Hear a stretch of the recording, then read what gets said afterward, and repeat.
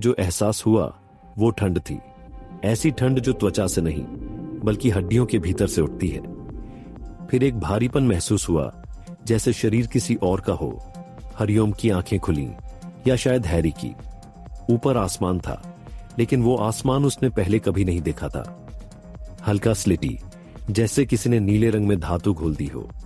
हवा में नमी नहीं थी, पर एक अजीब सी ऊर्जा तैर रही थी। उसने करवट बदलनी चाहिए और रुक गया। शरीर उसका नहीं लग रहा था। तभी एक भारी थकी हुई आवाज आई, क्या सब ठीक हो? हरिओम, नहीं। हैरी ने सिर घुमाया। कुछ दूरी पर एक आदमी बैठा था, लगभग 30-35 साल का। चेहरे पर दाढ़ी, कपड़े फटे हुए और पीठ एक बड़े पत्थर से टिकी हुई। उसका दायां हाथ कपड़े से बंधा था और खून सूख चुका था। घायल था लेकिन जिंदा। उसी पल बाकी तीनों की भी आंखें खुली। शुभम या शायद सेनोये सीधे बैठ गया और कहा, ओ मेरा सिर। मनिक्या ने आंखें मलते हुए चारों ओर देखा और कहा, यह जगह, यह डंजन नहीं है। कृष्ण, नहीं, क्रियस सबसे आखिर में उठा। उसकी आंखों में घबराहट नहीं थी, बस एक भारी सवाल था। तभी चारों के सिर में एक साथ तेज दर्द उठा, जैसे किसी ने दिमाग को दोनों हाथों से जकड़ लिया हो। हैरी ने कान पकड़ लिए और दुनिया घूम गई। उसी घूमते अंधेरे में जानकारियां तो तरने लगी, नाम, उम्र और यादें। ऐसी यादें जो उनकी नहीं थीं, लेकिन अब अलग भी नहीं लग रही थीं। हैरी ने गहरी सांस ली और धीमे से बोला, तो समझ गया, हम फिर से किसी और दुनिया में भेज दिए गए हैं। उसने अपनी हथेली देखी। उंगलियां लंबी थीं और त्वचा का रंग थोड़ा अलग था। बुदबुदाते हुए बोला, और इस बार सिर्फ दुनिया नहीं, शरीर भी। वो अपने दोस्तों की ओर झुका और धीमे स्वर में कहा कि वे किसी और दुनिया में हैं और उन्हें नया शरीर मिला है। शुभम ने अपनी बांह देखी, जिसकी मांसपेशियां पहले से ज्यादा स्पष्ट थीं, और बोला कि उसका नाम अब सेनोये है। मनिक्या ने अपनी हथेली पर उभरी नीली रेखाएं देखते हुए कहा कि उसका नाम मैनिया है। फिर वो कृष्ण की तरफ मुड़ी। कुछ पल चुप रहने के बाद उसने कहा कि उसका नाम क्रियस है। सेनोये ने हल्की हंसी के साथ कहा कि सबका नाम और शरीर बदला है, बस दिमाग वही है। हैरी ने मुस्कुराकर जवाब दिया कि कम से कम उसका नाम मिलता जुलता है, हैरी और हरिओम। तभी पत्थर के पास बैठा आदमी खांसते हुए हिला और कराह उठा। चारों को याद आया कि वे अकेले नहीं हैं। उसने थकी हुई आंखों से उन्हें देखा और पूछा कि वे आपस में क्या फुसफुसा रहे हैं और क्या वे सच में जिंदा हैं। क्रियस ने उससे पूछा कि वह कौन है। आदमी ने हल्की मुस्कान के साथ अपना नाम बाक बताया और कहा कि अगर वो न होता तो वे चारों अब डंजन के मालिक का खाना बन चुके होते। ये सुनकर सेनोये चौंक गया और मैनिया ने फुसफुसाकर दोहराया, डंजन मालिक? क्रियस ने समझने की कोशिश करते हुए कहा कि उसने सुना था कि डंजन का मालिक मर जाए तो डंजन नष्ट हो जाता है और मालिक को मारे बिना कोई बाहर नहीं जा सकता। फिर वे यहां कैसे पहुंचे? बाक ने हंसते हुए कहा कि वो मजाक कर रहा था, लेकिन सच में लड़ाई के दौरान मालिक ने लगभग सबको मार ही दिया था और वह बस थोड़ी बेहतर हालत में था। तभी अचानक वहां रोशनी आम आई। एक नहीं, कई, जैसे अंधेरे में दरवाजे खुल गए हों। इसके बाद उसकी आंखों के सामने अंधेरा छा गया और जब होश आया तो वे सब यहां थे। हैरी ने धीरे से सांस छोड़ी। तो ये वही जगह है, सिस्टम का दूसरा मौका। उसने चारों ओर देखा। यह जगह डंजन नहीं लग रही थी, लेकिन पृथ्वी भी नहीं। हवा में मशीन जैसी हल्की आवाज थी। दूर ऊंची ऊंची धातु की इमारतें थीं। आसमान में छोटे उड़ते मंच और जमीन पर रेखाएं थीं, जैसे पूरी दुनिया को किसी जाल में बांट दिया गया हो। क्रियस की आंखों में एक नाम उभर आया, पृथ्वी शून्य स्नो।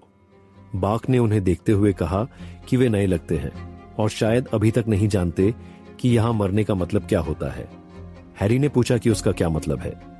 बाक की मुस्कान गायब हो गई। उसने गंभीर स्वर में कहा कि यहां मरना सिर्फ अंत नहीं होता, यहां मरना शुरुआत भी हो सकता है। दूर कहीं एक द्वार खुलने की गूंज सुनाई दी।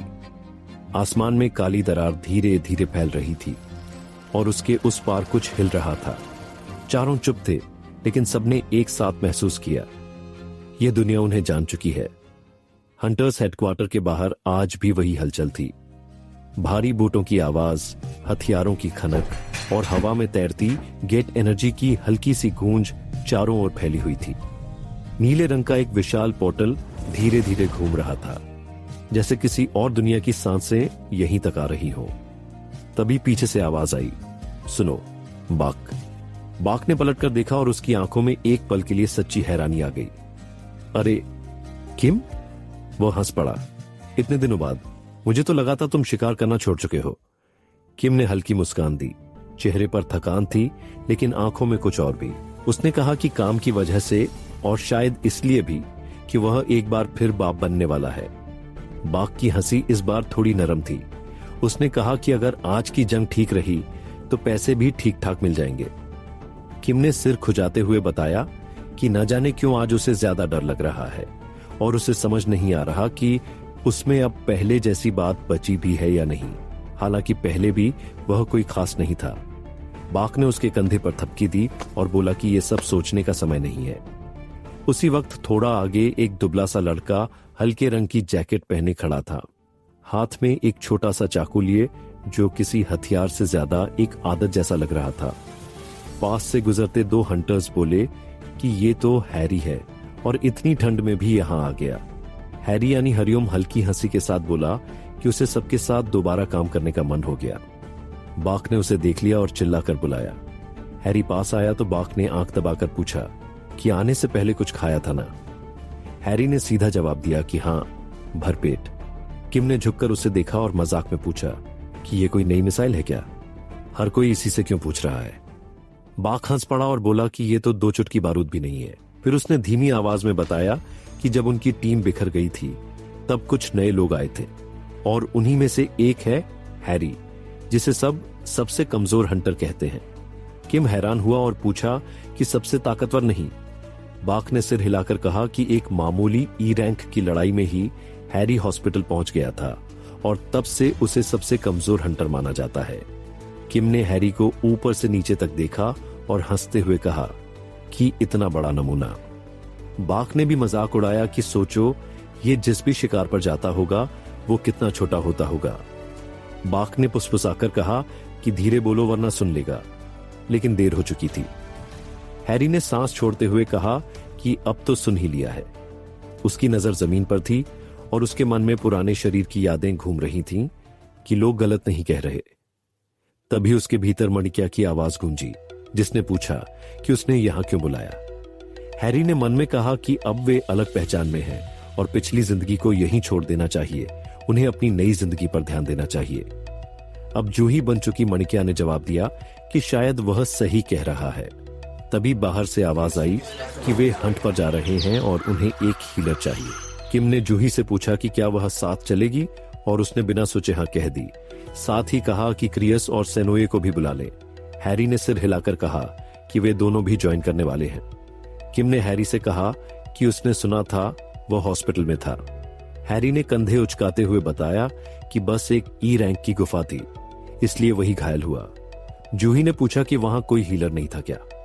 हैरी ने शांत स्वर में कहा कि सब अपर रैंक हंटर्स थे और किसी ने हीलर साथ ले जाने के बारे में सोचा ही नहीं। जूही गुस्से में बोली कि सब सिर्फ अपने बारे में सोचते हैं। हैरी ने उसे शांत करते हुए कहा कि गलती उसी की है क्योंकि वह कमजोर है। जूही चुप रही, लेकिन उसकी मुट्ठी कस गई। थोड़ी देर बाद बाक ने कहा कि लगता है सब निकल रहे हैं। तभी एक आदमी आगे आया और आदेश भरी आवाज में बोला कि आज की रेड का लीडर वही है और उसका नाम रिवास है। उसने सबको देखा और पूछा कि क्या सब तैयार हैं। भीड़ ने एक साथ हां कहा और सभी नीले पोर्टल गेट की ओर बढ़े। गेट के नीचे पहुंचते ही हवा भारी हो गई। बाक ने पीछे मुड़कर हैरी से कहा कि वह उनके पीछे ही रहे, नहीं तो फिर से हॉस्पिटल जाना पड़ेगा। हैरी ने मुस्कुराकर हामी भरी। जूही ने उसे डांट देते हुए कहा कि घबराओ मत, सब ठीक होगा। हैरी ने अपने हाथ में छोटा सा चाकू देखा और बोला कि उसके पास बस यही है, नाम मात्र की जादुई शक्ति के साथ, और फिलहाल वही खरीद सकता था। उसने गहरी सांस ली और कहा कि खाली हाथ जाने से अच्छा है। फिर उसने आंखें उठाईं और खुद से कहा कि आज वह कुछ करके दिखाएगा। अगले ही पल नीला प्रकाश सबको निगल गया। ये थी द लास्ट डिवाइन पैराडॉक्स। अगर कहानी ने आपको सोचने पर मजबूर किया तो लाइक और सब्सक्राइब जरूर करना। मैं हूं ब्रिजेश यादव। और आप देख रहे हैं मिस्टेरियस वॉल्ट, जहां हर कहानी एक रहस्य नहीं, एक चेतावनी होती है।